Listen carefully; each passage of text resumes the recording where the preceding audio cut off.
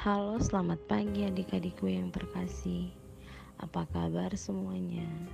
Semoga kita semua sehat dan selalu dalam lindungan Tuhan Yesus ya. Sekarang kita semua bertemu lagi di Doremi, doa dan renungan misioner bersama sekami Santo Petrus dan Paulus Argapura di Keuskupan Jayapura. Edisi Pekan Prapaskah kedua, Kamis 17 Maret 2022.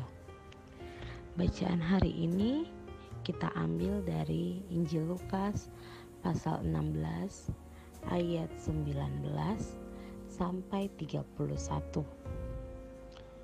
Baik, sebelum kita mendengarkan Injil Tuhan kita pada hari ini, marilah kita berdoa bersama-sama. Marilah kita menandai diri kita dengan tanda kemenangan Kristus. Dalam nama Bapa dan Putra dan Roh Kudus. Amin. Allah Bapa yang berbelas kasih, sabdamu adalah terang dan pelita hidup kami. Bimbinglah kami dengan Roh Kudus-Mu untuk membaca dan merenungkan sabdamu. Dengan daya Roh Kudus-Mu itu, bukalah telinga dan hati kami untuk mendengarkan sabdamu. Terangilah budi dan hati kami untuk memahami sabdamu. Jernihkanlah budi dan hati kami untuk memahami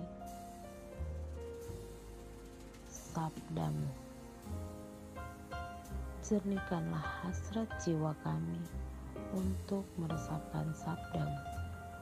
Doronglah kehendak dan tekad kami untuk mengamalkan sabdamu dalam hidup dan perutusan kami sehari-hari. Demi Kristus Tuhan dan pengantara kami. Amin. Semoga Tuhan beserta kita sekarang dan selama-lamanya. Inilah Injil suci Yesus Kristus menurut Lukas. Dimuliakanlah Tuhan.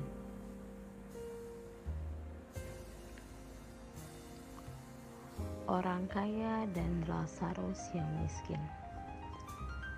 Ada seorang kaya yang selalu berpakaian jubah ungu dan kain halus, dan setiap hari ia bersukaria dalam kemewahan. Dan ada seorang pengemis bernama Lazarus. Badannya penuh dengan borok, berbaring dekat pintu rumah orang kaya itu, dan ingin menghilangkan laparnya dengan apa yang jatuh dari meja orang kaya itu. Malahan, anjing-anjing datang dan menjilat boroknya. Kemudian, matilah orang miskin itu, lalu dibawa oleh malaikat-malaikat ke pangkuan Abraham. Orang kaya itu juga mati, lalu dikubur. Dan sementara ia menderita sengsara di alam maut, ia memandang ke atas, dan dari jauh dilihatnya Abraham dan Lazarus duduk di pangkuannya. Lalu ia berseru, katanya, "Bapa Abraham, kasihanilah aku. Suruhlah Lazarus supaya ia mencelupkan ujung jarinya ke dalam air dan menyejukkan lidahku, sebab aku sangat kesakitan dalam nyala api ini." Tetapi Abraham berkata, "Anak, ingatlah bahwa engkau telah menerima segala yang baik sewaktu hidupmu, sedangkan Lazarus segala yang buruk. Sekarang ia mendapat hiburan dan engkau yang sangat menderita. Selain daripada itu, di antara kami dan engkau terbentang jurang yang tak terseberangi, supaya mereka yang mau pergi dari sini kepadamu ataupun mereka yang mau datang dari situ kepada kami tidak dapat menyeberang." Kata orang itu, Kalau demikian, aku meminta kepadamu, Bapa, supaya engkau menyuruh dia ke rumah ayahku, sebab masih ada 5 orang saudaraku, supaya ia memperingati mereka dengan sungguh-sungguh, agar mereka jangan masuk kelak ke dalam tempat penderitaan ini. Tetapi Abraham berkata kepadanya, ada pada mereka kesaksian Musa dan para nabi. Baiklah mereka mendengarkan kesaksian itu. Jawab orang itu, tidak Bapa Abraham, tetapi jika ada seorang yang datang di antara mereka, mereka akan bertobat. Kata Abraham kepadanya, jika mereka tidak mendengarkan kesaksian Musa dan para nabi, mereka tidak juga akan mau diyakinkan sekalipun oleh seorang yang bangkit dari antara orang mati.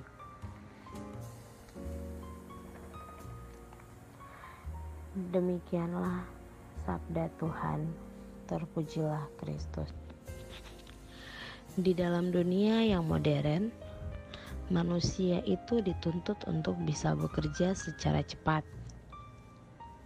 Ini terjadi karena pandang masyarakat yang lebih melihat hasil daripada proses dan nilai-nilai yang diambil. Sebagai contoh, awal 70-an, banyak orang ingin menjadi guru karena mereka melihat nilai pengabdian diri seorang guru sangat mulia. Tetapi hari ini, nilai-nilai tersebut sudah tergantikan menjadi guru seperti karena sudah tidak ada lagi profesi lainnya bagi dirinya. Dahulu, seorang guru sangat dihargai oleh orang tua murid di dalam membantu mendisiplinkan anak murid. Tapi sekarang, guru menjadi khawatir jika mendisiplinkan muridnya akan mendapat gugatan hukum dari orang tua murid. Yang menjadi tolak ukur adalah seberapa besar harta yang kita miliki, seberapa besar jabatan yang kita miliki, dan tidak mengherankan orang-orang berlomba-lomba untuk menampilkan harta kekayaan mereka di media sosial sehingga mendapatkan pengakuan. Sungguh ironi. Bacaan hari ini menuliskan secara jelas bahwa ada bahaya di balik kemapanan dan kenyamanan hidup yang kita miliki saat ini. Seringkali kepemilikan itu membuat kita lengah bahwa kita sangat membutuhkan Tuhan. Lebih dari segala yang kita miliki, kita lupa bahwa apa yang kita miliki saat ini hanyalah sebuah titipan untuk kita pergunakan secara baik-baik.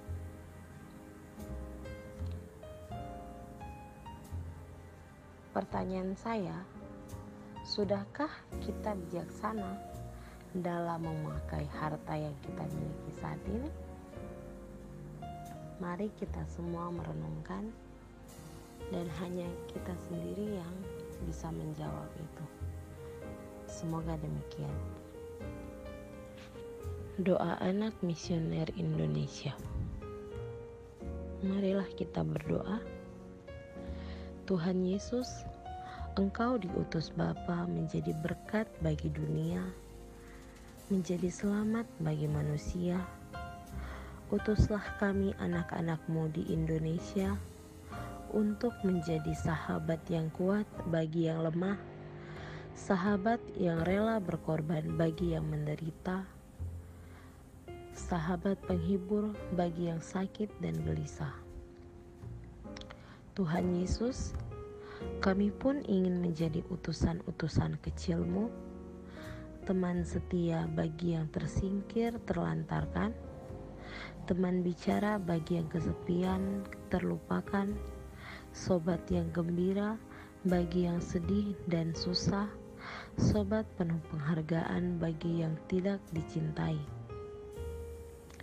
Tuhan Yesus, utuslah kami kini dengan bantuan Roh Kudus-Mu, menjadi garam dan ragi bagi yang baik, menjadi terang dan obor yang cemerlang, membawa kegembiraan dan pengharapan.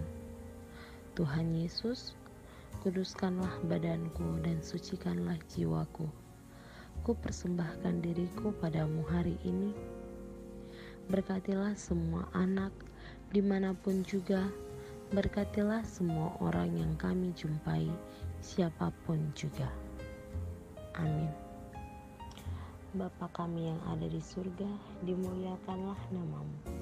Datanglah kerajaan-Mu, jadilah kehendak-Mu di atas bumi seperti di dalam surga.